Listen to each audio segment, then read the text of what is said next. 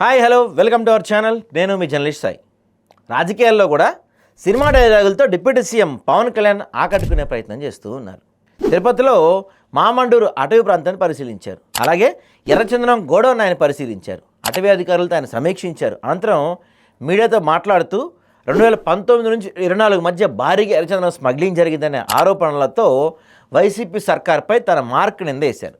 ప్రస్తుతం గోడౌన్లో దొంగల నుంచి పట్టుబడ్డ 2.65 లక్షల టన్నులు ఉన్నట్లు పవన్ కళ్యాణ్ చెప్పారు. అంటే దాదాపుగా 1,30,000 చందనం చెట్లు అడ్డగోలుగా నరికేసినట్టు అనమాట. స్మగ్లింగ్ జోలికి వెళితే తాట తీస్తానని పవన్ కళ్యాణ్ వార్నింగ్ ఇచ్చారు.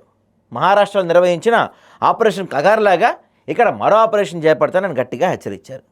ఆపరేషన్ కగార్ అనేది మావోయిస్టులను ఏరివేసేందుకు కేంద్రం ప్రభుత్వం చేపట్టిన ఆపరేషన్ కగారుకి ముందే చంద్రబాబు హయాంలో అంటే 2015లో తిరుపతి శేషాచలం అడవుల్లో దాదాపు 20 మంది ఎర్రచందనం కూలీలను ఏం చేశారో పవన్ కళ్యాణ్ తెలియదు అనుకుంటా. బహుశా వాళ్ళంతా తమిళనాడు వాళ్ళే. ఇప్పుడేదో తానే కొత్తగా ఎర్రచందనం స్మగ్లింగ్ అరికట్టడానికి వచ్చినట్టు పవన్ చెప్పడం కొంత కామెడీగానే ఉంది. ఎర్రచందనం స్మగ్లింగ్ జరుగుతుంటే హెచ్చరించడం ఎందుకు? నేరుగా చర్యలు తీసుకోవచ్చు కదా. ఇందులో మొహమాటం దేనికి?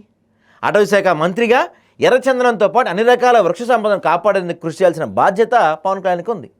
ఎక్కడికి వెళ్ళినా వైసీపీ సర్కార్పై ఆరోపణలతో బాధ్యత తీరిపోతుందని పవన్ కళ్యాణ్ అనుకోవద్దు. ఇప్పుడు ఎర్రచందనం స్మగ్లింగ్ అవుతుందా లేదా అనేది చెప్పాలి. ఎందుకంటే ఎర్రచందనం కంటే ఎక్కువగా పేదల బియ్యం, ఇసుక, మట్టి, గంజాయి అక్రమ రవాణా యథేచ్ఛగా అవుతుంది. వీలైతే వాటిని అరికట్టడానికి డిప్యూటీ సీఎం ప్రయత్నించాలి.